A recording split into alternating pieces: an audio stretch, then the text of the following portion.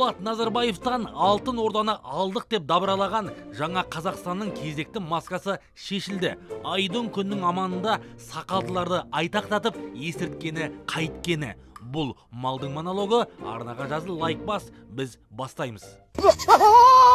Аты шулы алтын орданың басынан дау арылмай тұр. Елдің басты базарына әркімнің ақ бар таласы. Маусымның басында атқарушы директордың көлігінен қару-жарақ есірткі тапқан боп ұстатты. Оны қанағат тұтпағандар енді ашықтан ашық 90-шы жылдардағыдай базарды басып алудың әрекетіне көшіпті. Вот эти люди пришли, хотят рейдерский захват сделать, предупредили охранника, сказали, что вот освободили рынок, и сейчас увидите, что будет.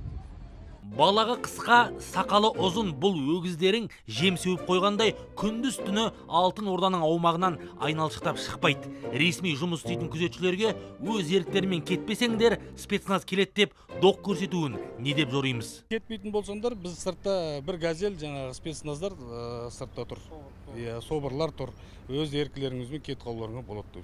Солай қорқынышты, солай үрей сондай ғана айтты. 14 числодан бастап, осы алтын ордада күндіз түні осында. Біз де күндіз түні осындамыз, ешқайда үйге барған жоқпыз, бәріміз де. Ары кетеді, ары айналдады, бері кетеді, бері айналады. Полицияны бірнеше мәрте шақырғанмен еңгезердей бұл жігіттердің кетер түрі жоқ.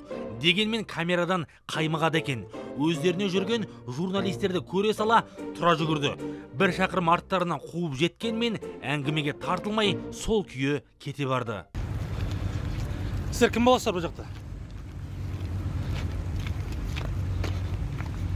Іс Насырға шаппас үшін Алтын Орданың әкімшілігі күшейтілген режимге көшкен.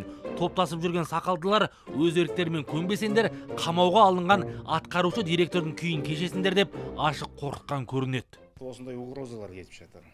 Біз базарды аламыз, болмаса сол жаңағы Марқабаев ермекті құртқандай сендерді де құртамыз деп. Сонымен біз енді оның бәрін заңды түрде сот арқылы шешілетініне сенеміз. Қандай жағдай болса да заң жүзінде жазаланады. Бұлар келгелі бері базарда тыныштық жоқ, елдің мазасы кетіп жатыр. 2 күн бұрын мына Сәлем базар өртенді.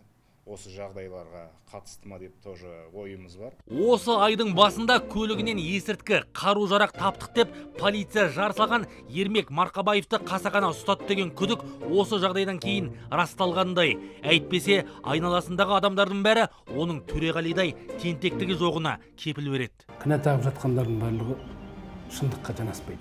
Ермек бұл жаңағыдай наркотик анау дейтін емес, даже өзі темекіге қарсы адам. Біз бәріміз таң қалдық осындай жағдай болғанына, даже біз сенбейміз де. Адамдардың жағдайына қарап тұрып жұмыс істейді.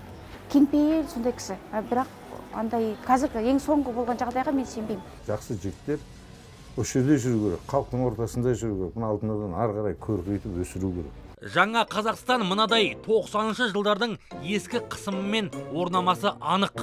Бұл жағдайды президенттің өзі назарын алып, араша түсіп, бассыздыққа барғандарды жазаға тартуын сұраймыз. Арнаға жазыл, пікір қалдыр, малдың айтары алда.